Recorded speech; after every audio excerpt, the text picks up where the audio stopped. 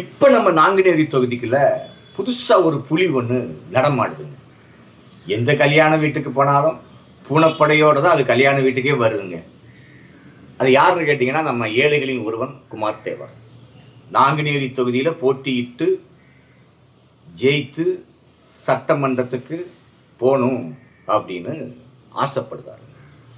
அதாவதுங்க, பாடுவிழா கட்சியில் சுரேஷ் தேவர் போட்டிக்கிட்டு இதே நாங்குநேரியில் 11,000 ஓட்டு என்னமோ தான் வாங்கினார். ஆனால் தம்பி குமார் தேவர் எந்த ஒரு கட்சி கூட இல்லை, தனியாக களம் காணப் போகிறார். அது அவருடைய ஆர்வம். தம்பி தனியாக களம் கண்டால் எவ்வளவு ஓட்டு வாங்குவார்னு என்னால் கணித்து சொல்ல முடியும். ஆனால் குமார் தேவன் என் மீது வருத்தப்படுவார்.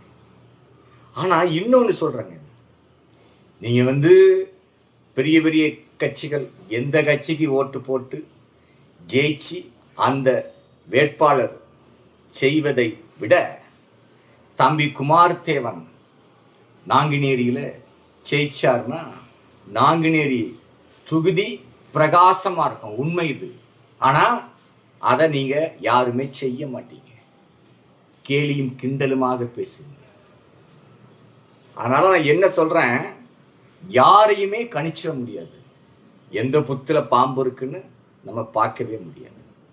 அதுக்காக கையை விட்டும் பார்க்க முடியாது, கொத்திடும். இந்த ஒரு முறை நீங்கள் அப்படி ஓட்டு போட்டு பாருங்கள்.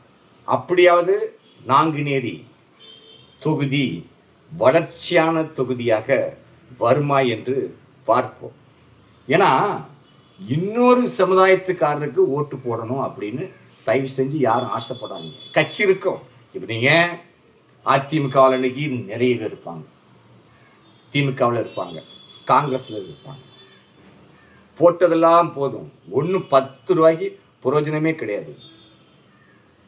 நம்ம சமுதாயத்தினுடைய பாதையில் போங்க. நம்ம சமுதாயம் முன்னேற வேண்டும். சமுதாயத்தினுடைய விழிப்புணர்வுகள் எல்லாருக்கும் கண்டிப்பாக வேணுங்க. அது நாங்குநேரில் கண்டிப்பாக அது வேணும். மாற்றங்களை கொண்டு வாங்க. கொண்டு நம்ம தேவர் சமுதாயத்தை சேர்ந்த வேட்பாளர் எந்த கட்சியானாலும் சரி, எந்த கட்சியில் அவன் போட்டிக்கிட்டாலும் அதுக்கு நீங்கள் ஓட்டு போட்டு வெற்றி பெற செய்யுங்க. ஏன்னா அப்போ தான் இந்த நாங்குநேரி தொகுதியுடைய மக்கள் தலை நிமிர்ந்து போகலாம் என்பதை சொல்லி விடைபெறுகிறேன். நன்றி, வணக்கம்.